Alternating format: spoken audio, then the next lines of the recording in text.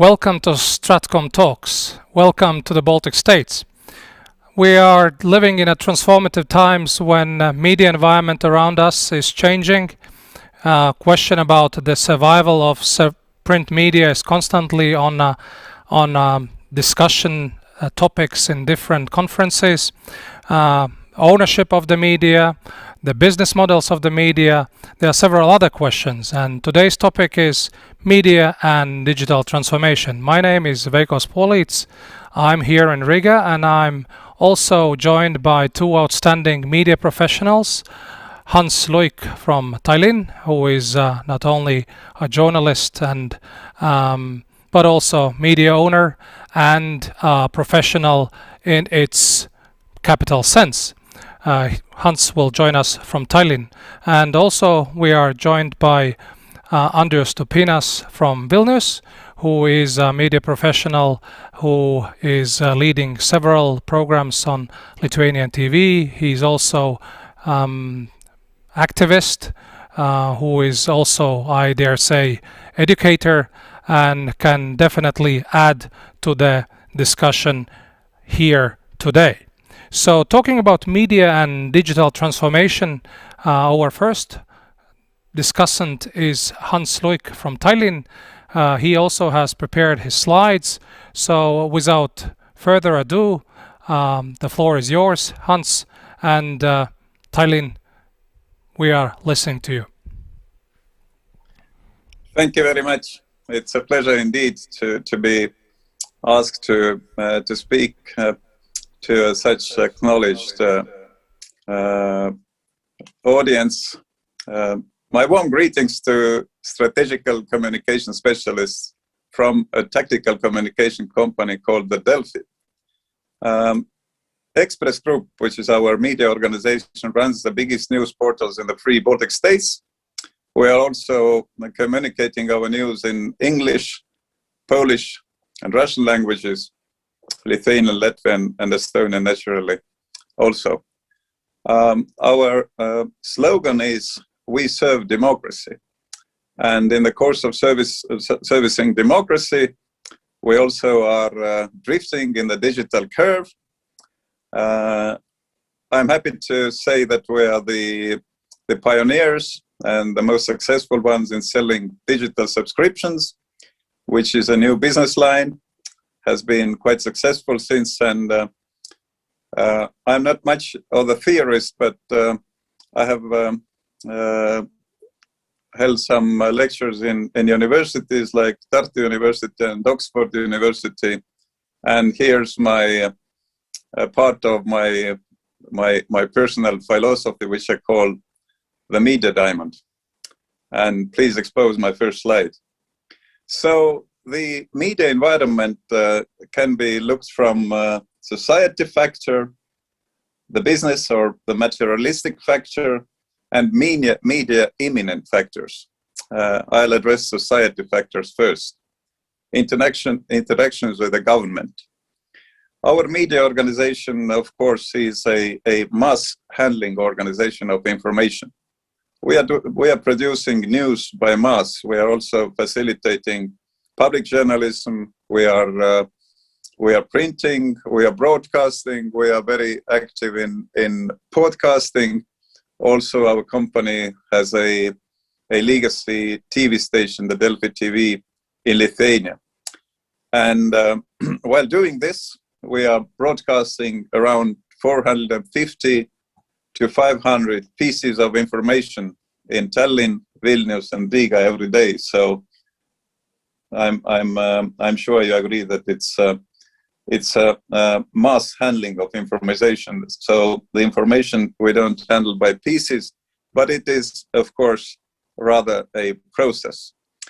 Now, while conducting this process, we have interaction with the state, with the governments. And the first thing which I would like to draw your attention to is, of course, the new information society, the open society, as our political parties call it, before the elections. When they take place in the government, they don't tend to facilitate this openness too much. So what we see in the Baltic states, particularly, I'm common with the multiple cases in Estonia. The state, with its secrecy, which is imminent to bureaucratic system. Bureaucracy means secrecy. They want to cut our access to public databases, to what the courts are processing or deciding. They want to erase the names of the culprits from the court decision documents. It was just today when our popular weekly magazine, Eesti Express in Estonia, published a severely critical article about our defense minister, Mr. Kalle Laanet, who once more, albeit being a member of the liberal so-called reformist party, wants to still extend state secrets to some documents which are not any kind of secrets, which are just some production of governmental cabinets, but he just wants to extend secrecy on them. We even doubt at our editorial staff whether he properly overlooks the document which he's signing. But then, as a result of this, you get a big contrast in between us and the United States, and us as Baltic states and Finland, our brothers of our Nordic brothers, in what a Baltic audience can or cannot see. Just an instance.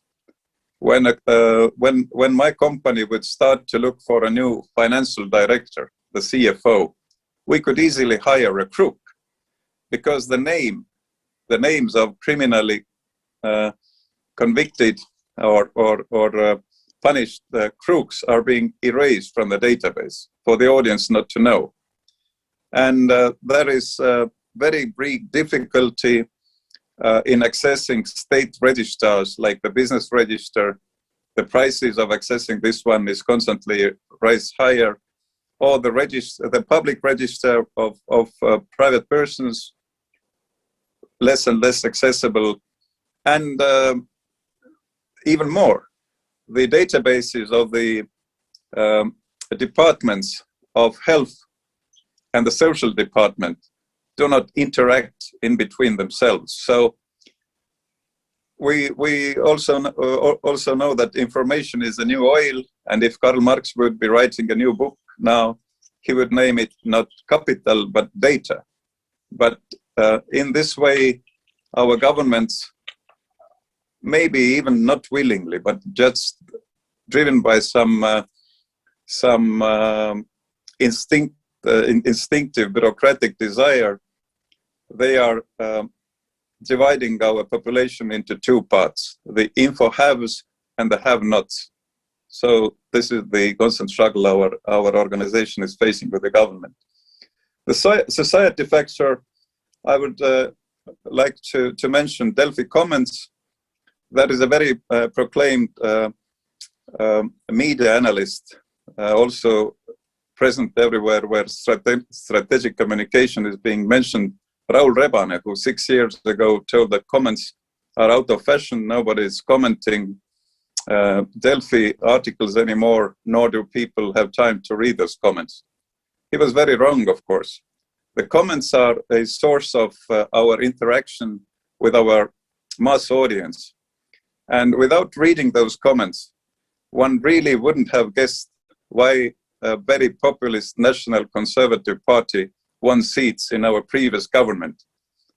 The same way as the Times of London didn't guess that the nations of the British, of the United Kingdom want Brexit. They just couldn't guess. The Telegraph could guess, the Times couldn't. Maybe they don't read their comments. Or neither did the New York Times guess that the American audience wants to have Donald Trump as their president. So those comments are sources of valuable information, although their expressions now and then are in a little bit populist style. But why not? We pay special attention to Russian language comments, although I have already some of my editors working in our staff, some brilliant editors who have not mastered Russian language. They don't read, neither understand Russian. which is, of course, a drawback. But what can you do? This is the young generation. From the Russian comments, I have been reading constantly for years, from Latvian, Lithuanian, and Estonian Delphi, Russian sections, that our armies are little, groups of pioneers, and that there's no army without tanks, and then that Estonia or Latvia practically has no border. And you know what? It is evil talk, and now and then it has very much sulfur into it, because Russians know how to use their harsh words, or might, as they call it. But those Russians, whether they were coming from Petersburg troll factory, or our own parts of Tallinn or Maardu or Eastern Estonia, they were right. Estonia really, as the very famous case with our secret police officer Eston Kohver showed, had not even wire to mark our state border. I don't even know what the reformist government reported to the Schengen. They took enormous sum for Schengen to secure the border, and the border was not there. So the Russian commentators, although being wicked and critical, they were right. And after Putin's Russia attacked Ukraine, also we saw Challenger and Abrams tanks appearing in Tallinn and other Baltic capital cities, and then being relocated in our countryside. It is also right that the proper army should have some heavy armor. So it's good to pay attention to what the commentators say. This is the public. This is the audience. About the journalists, I would say that the journalists are, of course, very much creating a constant flow of communication and victimized by it. So working as a journalist, especially in political or economy departments of the newspapers or the portals, young people tend to somehow see themselves as part of the governing elite, and now and then tend to be maybe too loyal to what the police organizations or the government says. At the same time, not being very well informed about the overall sentiment of the voters, so they get just shocked. For instance, one time our editorial staff in our political daily paper, Eesti Päevaleht, got shocked that the overall audience and the majority of political parties in Estonia really were against homo marriages. This was in 2013. They just went so far as to say in their lead articles that those who are against homo marriages are not real Europeans. My father, who has died now, was very agitated by this accusation, because he, of course, was a proper European. Somehow he didn't support homo marriages, and this is what the majority of population, unfortunately, does not yet. But so people in the editorial staffs tend to see themselves as part of elite rather than the whole body of the nation. I hope this passes. Well, media, of course, is, as Jürgen Habermas wanted to see it, is not reflecting reality. But I would rather support Professor Luhmann's theory, who tells that media is constructing the reality of its own. Of course it is. And I would bring you one example. There's a study in Tartu University which has been counting the male and female faces appearing in newspaper Postimees, which is the oldest newspaper in Estonia, published now for tens of years. I don't know, what would you think? What percentage of photographs of humans are of male humans and which are of women? Well, during politically instable times, the percentage towards male faces is 80, although males constitute 48% of every society in Europe. So this is how media distorts reality. About advertising model, well, we have had now recently 2 years of national conservative government. Very serious people seriously talking about how Estonia has to stand out for their own rights. Has it really? We see international e-commerce giants, for instance, trading without paying much taxes in Estonia and making our local merchants, tradesmen poorer and poorer. They are not being taxed because the nationalist government was actually not so nationalist, either conservative. And then our good international competitors, the American super servers called Facebook, Google, and Twitter. Take Facebook, for example. You can advertise from Estonia. You can advertise, let's say, a little Vespa motorcycle here. Put the advertising into Google and sell them like a wholesaler, for instance, 20 motorcycles, not paying VAT, value-added tax. The VAT law in Estonia, Statute 1 says, commerce done in Estonia has to be taxed with the VAT. It hasn't. What has the government done? Well, nothing. So we have calculated in our media organization that while our legacy media here is having about 1/2 of our advertising volumes in Estonia, maybe even slightly less, and the international super service from United States of America has the other half. They pay. Thank you that you mentioned the big tech. Than we do. Thank you that you mentioned the big tech, but perhaps we could give a floor now to Andrius, and then we can continue, and you could have the specific issues on a Q&A session. So, sure. Andrius, floor is yours. Thank you very much. It was very interesting to listen to Hans. Maybe we have a little bit different opinion on the internet comments on popular portals, so we can discuss that during the discussion. I think our listeners might have other opinions as well. I'd like to touch on the subject of even newer media, because the portals, the internet portals, were dubbed the new media in comparison to the traditional media such as TV or radio or print media. However, we have an advent of even newer kind of media, which was spurred by the amount of independent media makers who found their spaces on YouTube, on other social networks, and we are spreading, and we are not already not only the single content makers, but they are becoming quite a force in terms of the views, in terms of popularity, and in terms of influence. And also one of the reasons why we see such growth, especially in our country, in Lithuania, during the recent years, are the platforms which allow them to monetize their creations and to gain a lot of supporters who are willing to support them on monthly basis with different kind of payments, and thus creating a totally new way of, an easy way of monetizing the media that you like.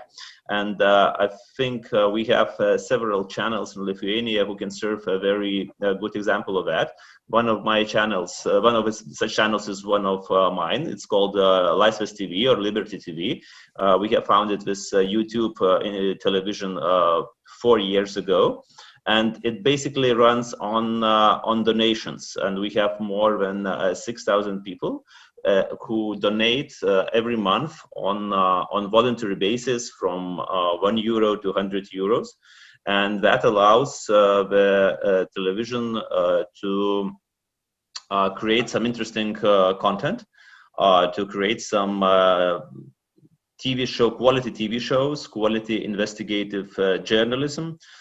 For example, our investigative journalism department just 1 week ago made a huge documentary movement of how the immigrants are being exploited in the transport sector business in Lithuania, and in just 1 week it gathered more than 300,000 views. So basically it amounts to the ratings of the biggest TV shows in Lithuania, and even it's better than that. So we see that. Also, another interesting example is if we are as a media organization already, we have very interesting examples of single creators. One of them in Lithuania was a former advisor to the former prime minister, Skirmantas Malinauskas, who, after being sacked from the government, created his own investigative journalism channel. And now he reaches amazing amount of subscribers on YouTube. Also has more than 7,000 supporters who support them financially, and his monthly budget is exceeding 35,000 euros. So from this one source, as you might see, independent content creators in Lithuania can expect to get even such money as €500,000 per year, which is kind of a serious budget for small shops, let's say that. However, small shops can do quite a big things, especially in the investigative journalism. Another thing that I want to touch upon that, and I think Hans already mentioned a little bit about that the new age media transcends the borders of what media has been used to be. The traditional media says we are observers, we provide the information on the fact, we provide the comments on the actions, but we do not take the actions ourselves, because we are here to observe, to report, and so on. New age media takes one step further and becomes the instigator of various action. And I think, again, my own experience can be quite a good example of this. Then the media becomes the action maker, and we are in a very gray zone here, because it's kind of difficult to understand how the media becomes a social activist, and whether we are living in these in the times that it's very difficult to understand the limitations of such a thing. And let me give just an example of our own actions. Even during the past year, we did 3 big events as a television, as a media organization in Lithuania.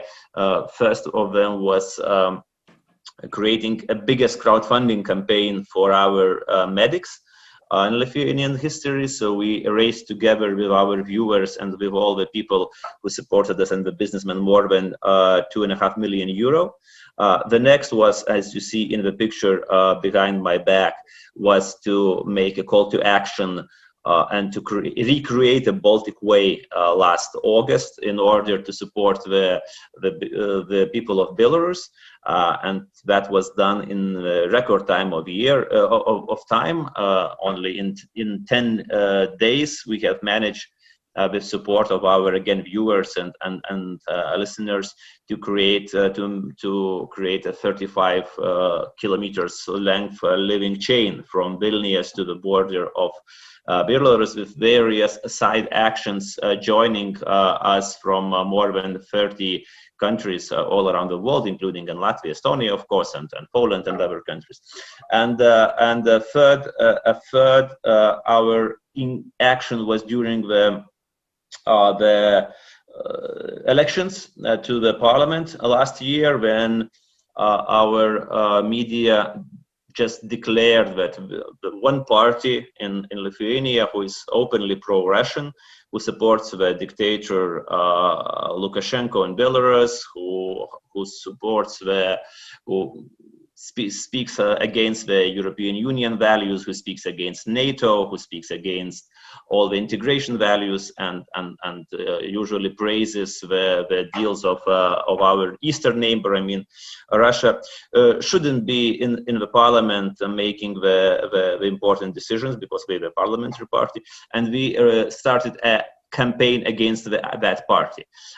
Again, with various media channels, in printing the newspapers and so on and so on.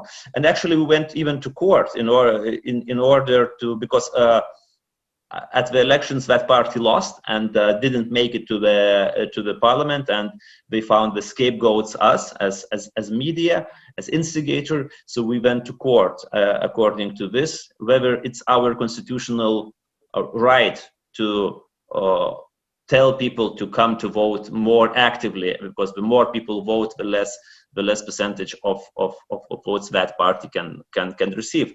And the court and also the Supreme Election Commission voted in our favor. So this is basically pretty much our constitutional right.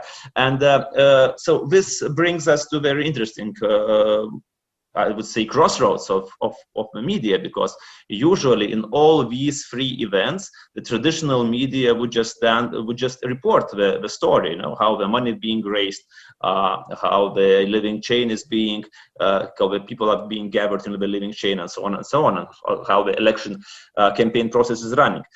We took a very active part in this, and I think this is a very interesting point for debate, whether this should be how the new self-supported media or even individual journalists would see the future, because the future is changing for the media, and the social activism is becoming more and more important.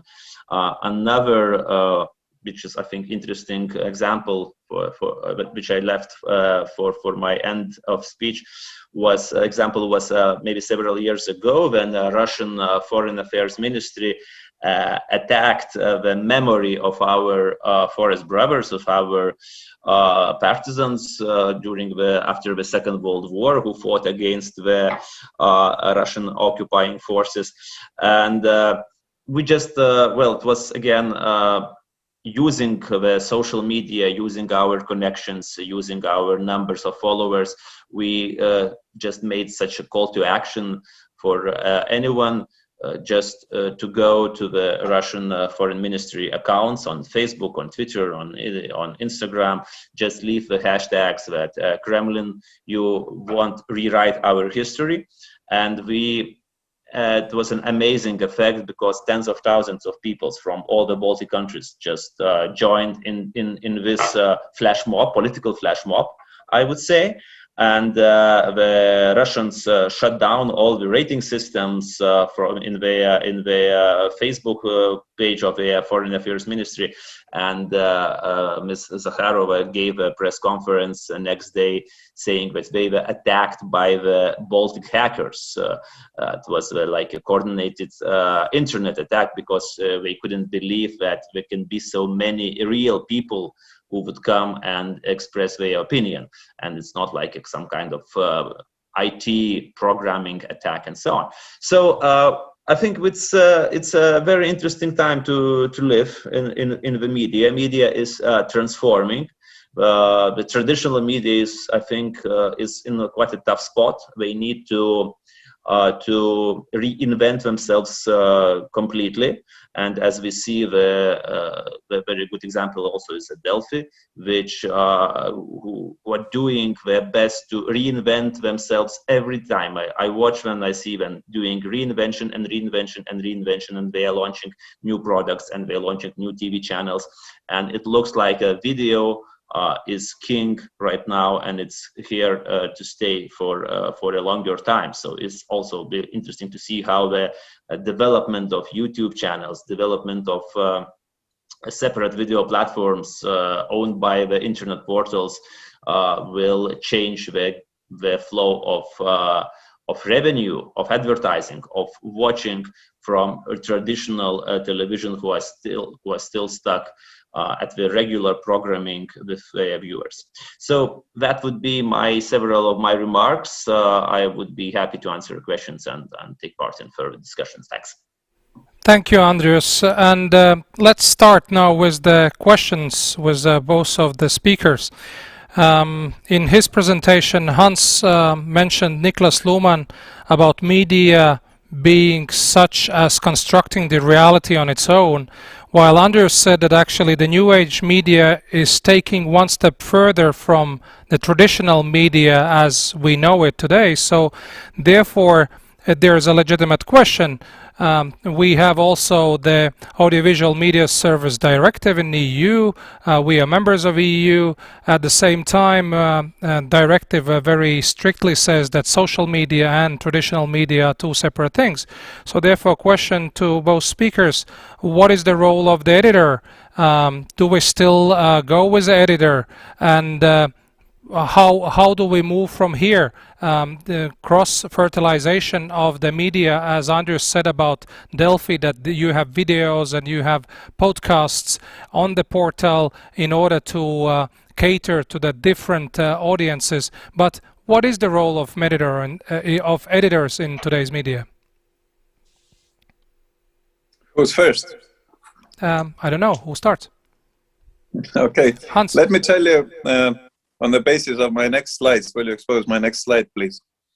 That fortunately, our statistics shows that the more fuss in social media, I mean, all those Facebook groups promoting chloride as a good drug, medical drug, or telling that the US elections were basically forged and so forth, the more weird environments the social media produces without no punishment, by the way. We are being taken to court when we lie, but we even don't know who the editors-in-chief in the Baltics of Facebook and Google are, or Twitter.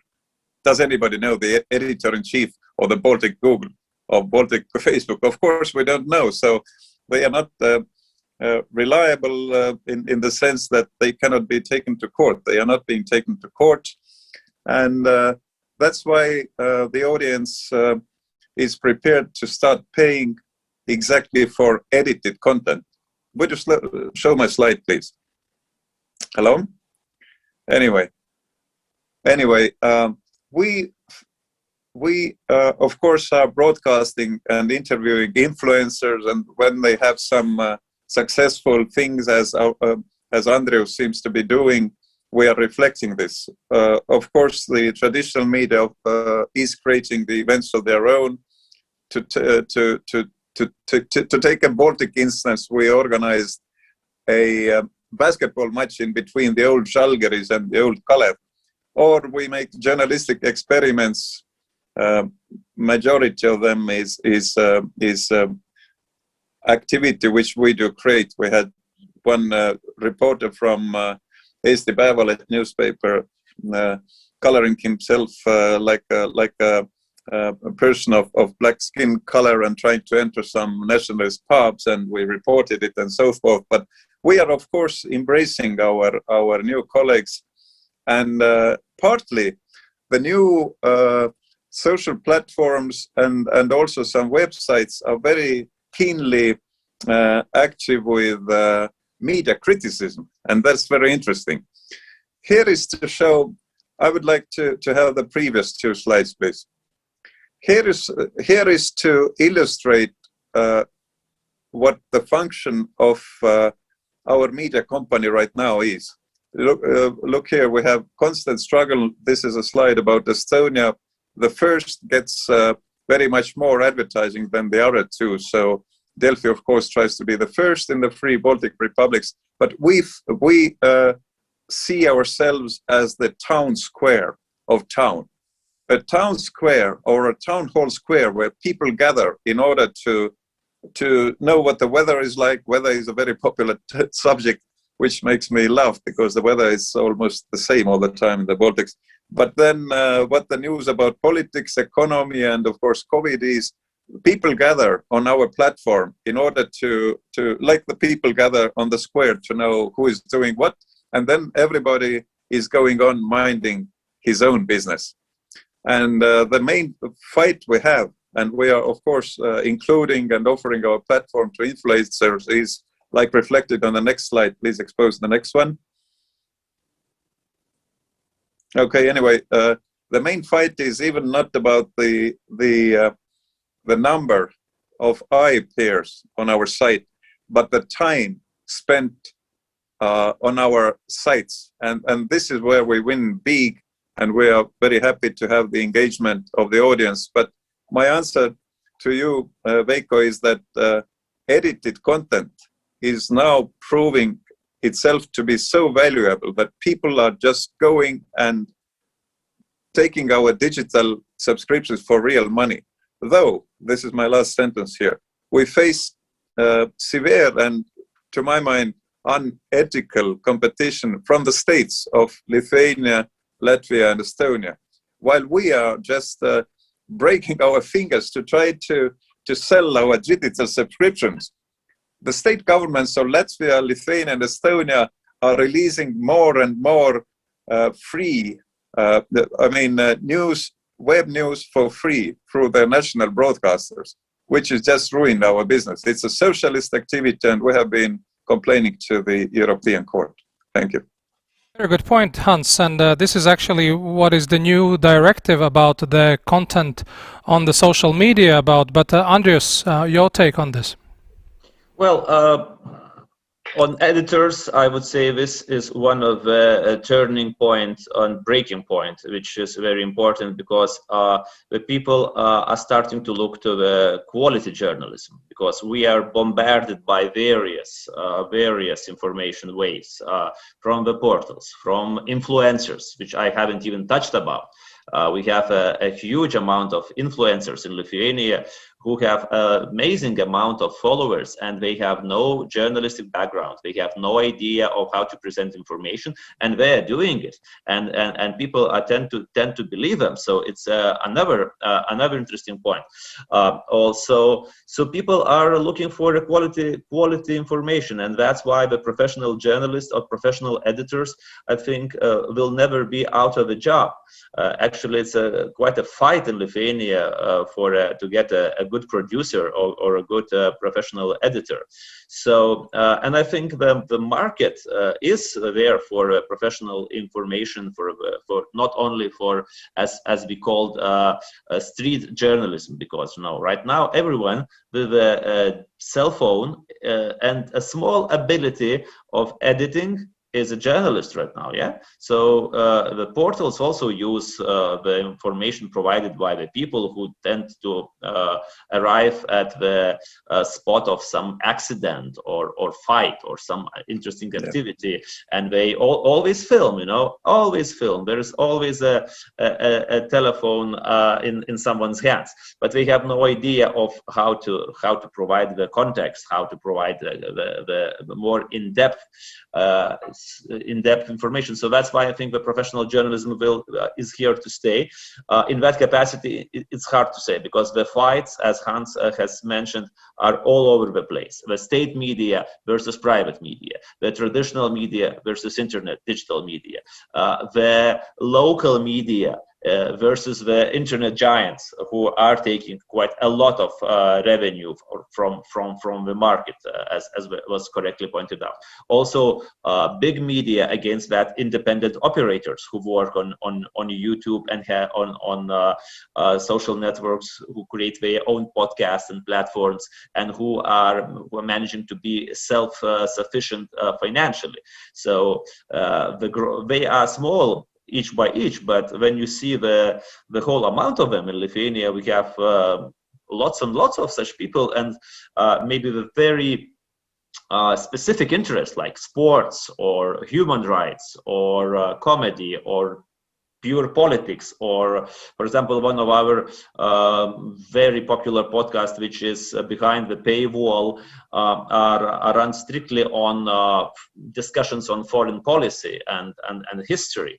So we have very interesting, and I think there'll be a lot of money redistribution in the media market, either from advertisers or from state and from various projects from European Union, and also from people, because right now, as I say, I would say it's the most fashionable and innovative method of monetizing the media content, that by direct subscription from the people. And the biggest portals in Lithuania, so Delphi, plus and 15 minutes max. They also create that a lot of content behind the paywall in order to monetize this trend, which is bigger and bigger. And now in that case, Lithuanian and Baltic media groups are becoming competitors with such content providers as Netflix or Amazon Prime or Disney Plus, because the people has a very limited amount of money they are willing to spend on media. So sometimes they have to choose whether you want to pay 10 euros per month for Netflix, or maybe 10 or 3 euros per month on Delphi Plus, or maybe 5 euros per month on Laisvės TV in order to support independent journalism. So I'll see very interesting times ahead, and I think the media companies with the best editors and the best journalists and the best investigations will be winners in the long run. Thank you for your take, and I will try to present this question in a way that from your both presentations, what I heard is that there is the financing model must change, because for the traditional print media and also the media as such, it's hard to survive these transformative times. But because, as Hans quite correctly mentioned, that we don't know who are editors of Facebook, YouTube or Google, at the same time they are not taxed. The tax money is asked from the local media companies. So therefore, Hans, how do you see what should be regulation? Should we regulate the big tech? Because apparently big tech says that they're trying to regulate what is happening in their platforms, but how do you see the future? Well, I guess it's not for the small nation states to say, but just my joke was about our very nationalist and conservative government. They pretended to be so much thinking about Estonia only. They wanted to even disconnect with Brussels, but at the same time they did nothing. So it is really for the US Congress to regulate those titans.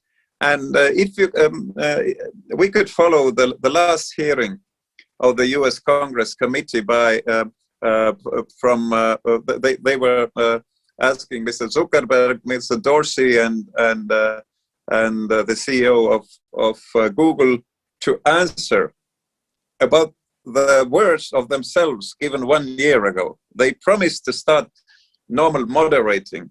They promised to keep the media, their media balanced, but they didn't. And then there were congressmen and congresswomen bringing examples how Facebook just was just putting oil in the fire while those fanatics were approaching U.S. Congress building to hang Nancy Pelosi and Vice President Pence. So they are brought into a responsible situation by U.S. Congress, I hope. And nobody is, of course, going to break them to pieces, because then the Chinese giants will happily take over. So it's not our fight. Okay, but at the same time, if we speak about artificial intelligence, if we speak about the content control, what you just mentioned, I just took up. Facebook removed 1.3 billion fake accounts from October till December of the last year only. So directly referring what you just mentioned about Mr. Zuckerberg having his testimony at the US Congress. But how do you see? Is there any way? Okay, one thing is what the EU and the US does in controlling on regulating this area, but how do you see the role of the local legislators in Vilnius, Riga, and Tallinn? Andrius or Hans? I can start and be very brief. I don't see the big impact that the local regulators could do. Because sometimes we have such a saying in Lithuanian that you should be careful when spilling the water, not to spill the baby from the board. So I am very cautious on local regulators trying to interfere with the media, even with the best intentions. because several of our governments and left-wing and right-wing tried, at least with the good intentions, but there is always something not really good lurking behind, which could result in curbing the freedom of speech at one point or another. So I would rather believe in self-regulations of the media, and also, if we are talking about the content, that I still think that the artificial intelligence is even the best efforts of tech companies are still quite a few steps behind of the content that can be created by the professional media persons, editors, and journalists, and that should be a value. And I think we have some really not bad mechanisms in Lithuania which support the non-governmental organizations and also the media organizations, where you can claim 1.2% of every person taxes paid during the year if that person decides to, during the declarations of his revenue, to allocate this percentage to your company. So, which is, again, for us, it's a very big financial support. So I would say that we need to invent more and more ways to monetize the content, in view of big tech taking away some streams of revenue, and as Hans said, I think leave the big fight, because the big tech will not be unraveled by the governmental regulations that soon or suddenly. All right. So here we come to the Hans. Okay.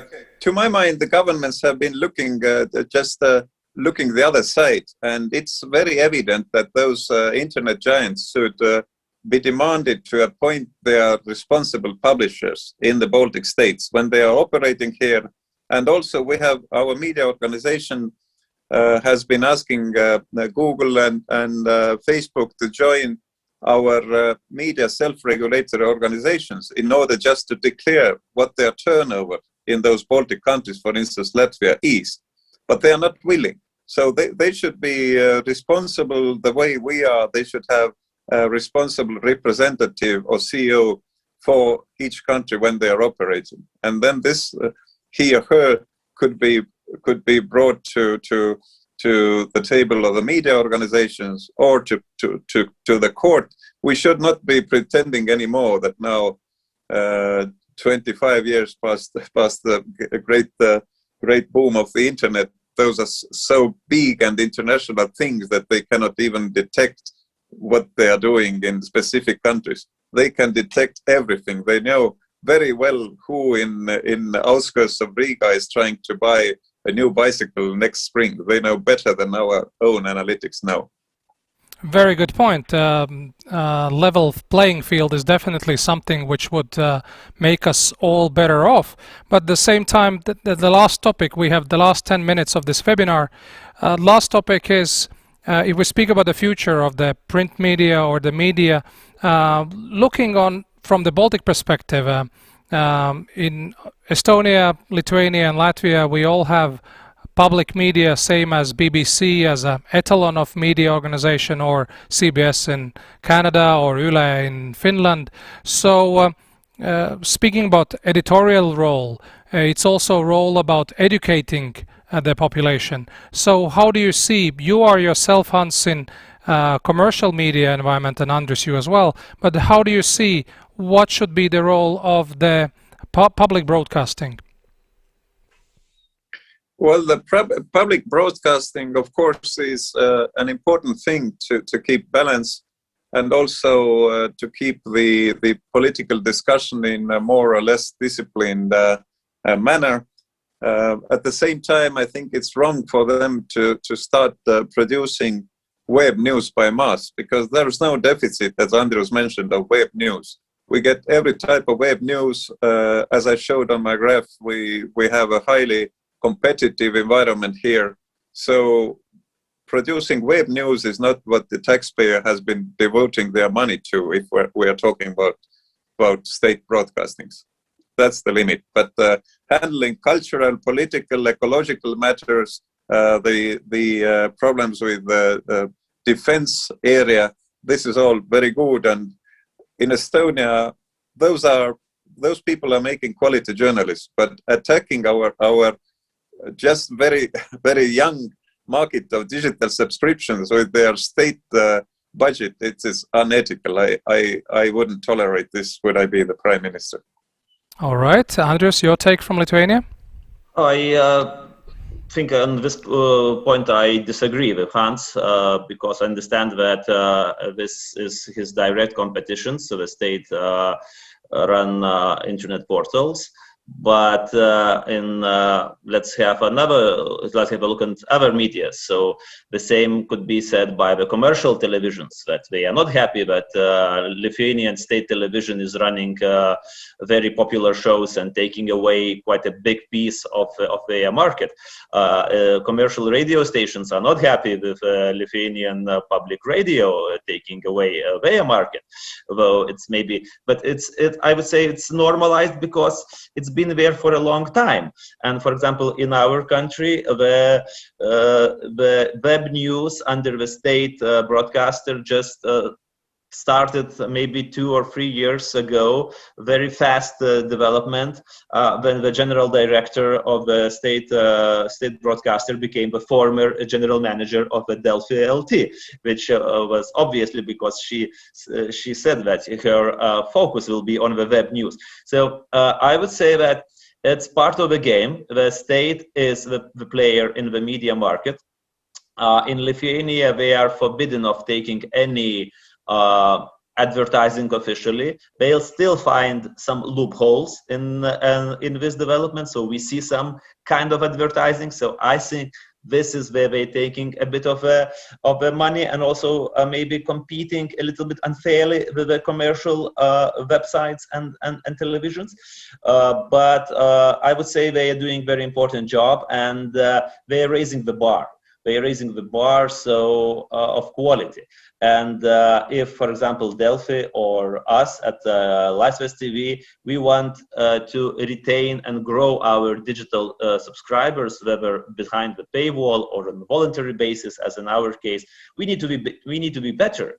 It's okay. I understand it's hard to be better than the institution who has in Lithuania like 50 million yearly budget. It's hard, but we always be slower. We always be a little less susceptible to changes. So if new media is faster, more intense, more focused on relationship with their viewers and readers, I think it is quite possible to be the player in this market.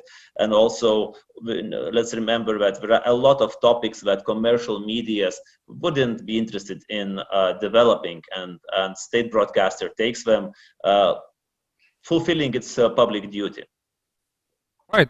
As a social scientist, I personally believe that one of the major roles of the public media, looking from the same etalon, BBC or the Télévision France or the same Yle or the Scandinavian press, this is discussion, as we have a saying in Latvian that the truth is born in discussions.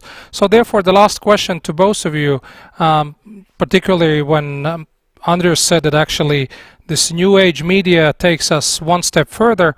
So what is news today? How you would describe as professionals, what is news today in these transformative times? Hans? Well, about what is news, I would like to say that news production has never ever before been so reflective as it is now. I mentioned that we are producing about 450 to 500 pieces of news, photos, videos, interviews per day in each country.